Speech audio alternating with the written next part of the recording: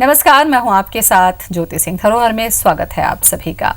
पांडवों की पंचायत, जी हां, महाभारत काल की वो पंचायत जहां पांडव किया करते थे न्याय। पांडव जिस सिंहासन पर बैठकर सुनाते थे फैसला, वो सिंहासन आज भी मौजूद है। बैतूल जिले की एक ऐसी जगह की यात्रा पर आपको ले चलेंगे जहां घनघोर बियाबान में करवटें ले रहा है गुजरा हुआ वक्त।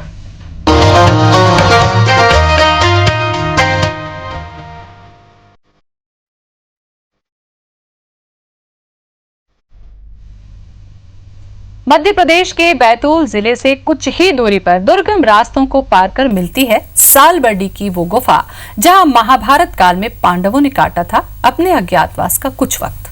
माना जाता है कि यहाँ पांडव अपनी पंचायत लगाया करते थे, लेकिन इस पंचायत में चलने से पहले हम आपको लिए चलते हैं 40 फीट लंबी एक पुरातन गुफा की यात्रा पर, जहाँ सदियों से विराजित हैं औघड़दानी। यही वो गुफा मानी जाती है जहाँ भस्मासुर से बचने के लिए छिपे थे महादेव।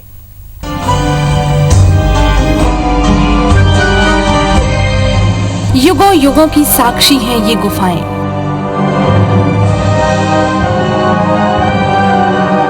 इन गुफाओं में पसरे गुप्त अंधेरे में इतिहास का सूरज अब भी उगता है।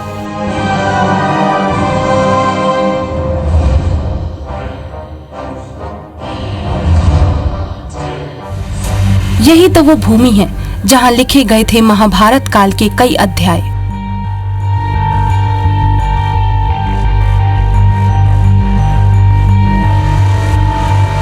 इन गुफाओं के भीतर कदम रखते ही सन्नाटों में डूबा अतीत सुनाने लगता है स्वर्णिम गाथाएं।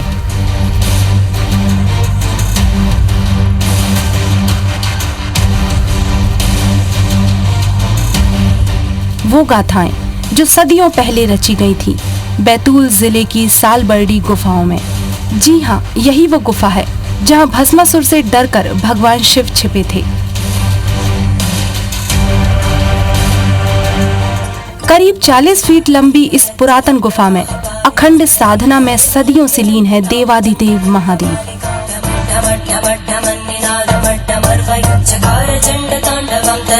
शिवलिंग यहाँ पर करीब 100 साल से पहले से यहाँ पर यात्रा शुरू हो रही है, लेकिन कुछ समय पहले ही ये लोग व्यवस्था हुई यहाँ पर, पहले व्यवस्था नहीं हुआ करती थी। और जैसे कि इस जंगल या इस एरिया के बारे में बात की जाए तो बताते हैं कि ये शिवलिंग इतनी पुरानी है कि इसका नाम तक अभी तक किसी को नहीं मालूम है। गुफा में स्थापित शिवलिंग का जलाभिषेक स्वयं प्रकृति करती है। गुफा से निकली जलधारा किसी रहस्य से कम नहीं है, क्योंकि साल के हर मौसम में यूं ही शिवलिंग पर गिरती है जलधारा।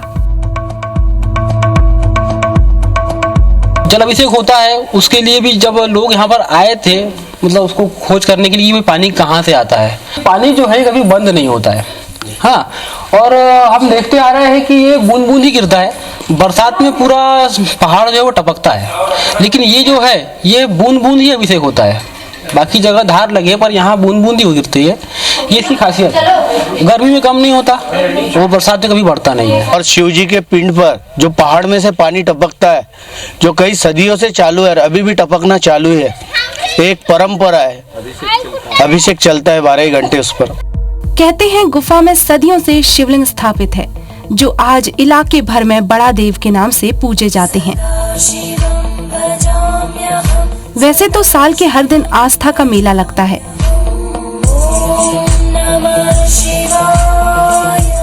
लेकिन शिवरात्रि के दिन तो बोल बम से गूंज उठती है सालबर्डी की ये गुफाएं। Bureau report IBC 24। और अब आपको ले चलते हैं पांडवों की उस पंचायत में जहां मौजूद है महाभारत काल की वो 5 विशाल शिलाएं जो कभी पांडवों के सिंहासन हुआ करते थे। इस जगह को आज पांडव कचहरी के नाम से जाना जाता है। पांडवों की 5 शिलाएं, जिस पर आसीन होकर पांडव किया करते थे न्याय, इसलिए कहा जाता है इसे पांडव कचहरी। सालबर्डी गुफा के महाभारत कालीन यही वो 5 पत्थर हैं जो हुआ करते थे पांडवों के सिंहासन। नक्काशीदार इन पत्थरों पर बैठकर धर्मराज युधिष्ठिर महाबली भीम, अर्जुन, नकुल और सहदेव कचहरी लगाया करते थे। तो वो यहाँ पे 1 महीने तक के रहे थे, जिनका यहाँ पे अभी भी अपने को जूना जो बांधकाम है वो देखने को मिलता। सीता जी की ये मुक्ताबाई के मंदिर के पास में सीता जी की नहानी भी है, जहाँ पे सीता हमेशा नहाती थी। पांडव हो गए और श्री रामचंद्र भगवान हो गए, वो यहीं से गुजरते हुए लंका की तरफ गए थे, इसलिए उनके पद चिन्ह है। यहाँ पर बहुत सारे प्राचीन मंदिर है, इनमें से पांडव कचेरी एक है, एक लाखा द्वार करके है वो है, और सीता नहानी करके बहुत सारी चीजें यहाँ पर है। यहाँ पे पांडव जी मतलब पांडवों का निवास था, और मतलब यहाँ पे पांडव कालीन बहुत सारे गुफाएं भी है। तो हमें मतलब किताबों से बाहर आके हमें भी ये देखना था कि वास्तविकता में भी ऐसी कोई है क्या गुफा है। तो इसलिए हम वैसे पांडव कालीन और पुराने प्राचीन कालीन के गुफाएं देखने आए हैं। कहते हैं जब अज्ञातवास के दौरान पांडव आए थे तो सालबर्डी गुफा में कुछ समय गुजारा था, जिसके साक्ष्य आज भी मौजूद हैं। गुफा के भीतर एक सुरंग बनी हुई है। कहते हैं इसी सुरंग के रास्ते पांडव शिवलिंग की पूजा अर्चना करने जाया करते थे। पांडव गुफा है जहाँ यहाँ पांडव रहे थे। एक इतिहासकालीन महाभारत में बताते हैं कि यहाँ पांडव जी रहे हुए हैं कुछ साल। कि पांडव लोग अपने 12 वर्ष के वनवास के दौरान यहाँ पर रुके थे, और यहाँ अंदर सुरंग में उनका निवास था। ये जो आप देख रहे हैं ये उनके आसन हैं, जहाँ पर बैठ के वो लोगों के मतलब कचेरियाँ लगाते थे, न्याय करते थे, और यहीं से वो शिव गुफा के लिए जाते थे। पूजा अर्चना करके उन्होंने यहाँ काफी समय व्यतीत किया। इस पावन धरा पर पांडवों से जुड़ी स्मृतियां तो हैं ही, साथ ही त्रेता युग की भी निशानियां मौजूद हैं। वनवास के दौरान भगवान राम, लक्ष्मण और सीता ने भी कुछ समय इस इलाके में बिताया था।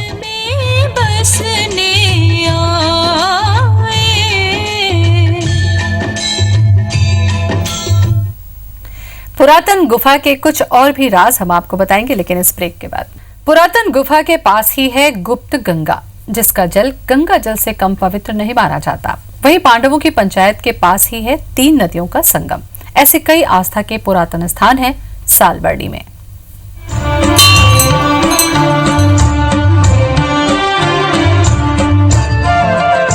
सालबर्डी के पग पग पर आस्था के ठौर हैं।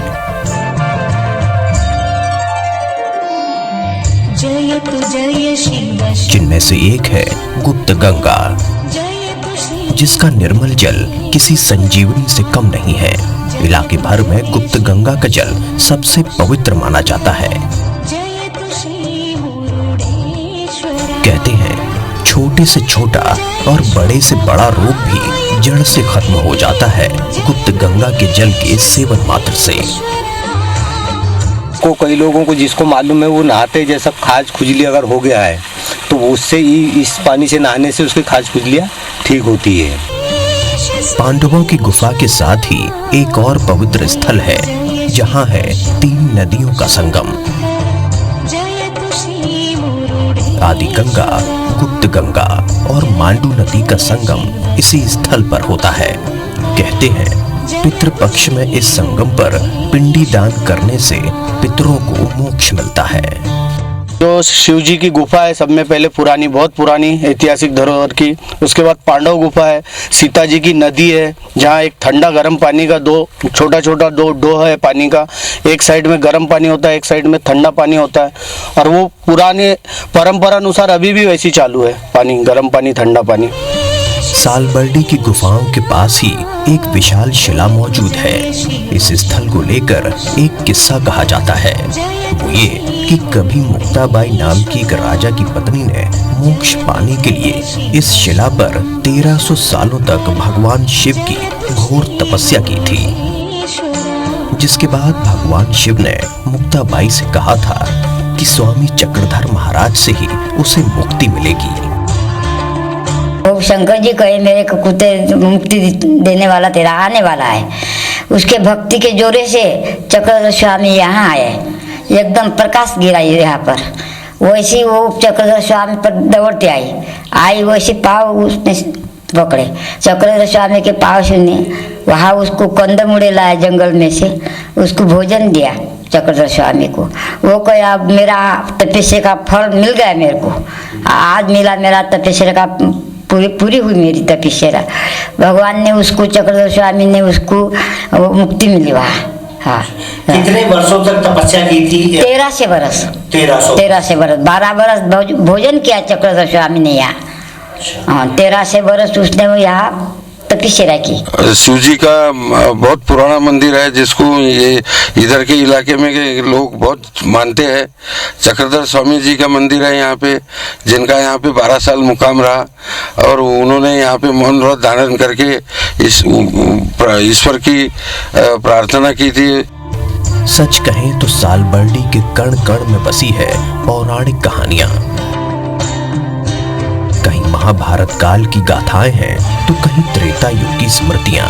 तभी तो सदियों से लहराती आ रही है सालबर्डी में धर्म की ध्वजा। Bureau report, IBC 24। यहाँ रुकेंगे छोटे से ब्रेक के लिए और चलिए अब मेरे साथ चमत्कार के गांव में। जी हाँ, एक ऐसा गांव जहाँ के चप्पे चप्पे में स्थापित हैं पुरातन मंदिर। हर मंदिर का अपना वैभव और अतीत है। बैतूल जिले से 8 किलोमीटर दूर आबाद है रोढ़ा गांव। इसी गांव में चमत्कार के ऐसे मंदिर हैं जो सालों से आस्था के केंद्र रहे हैं।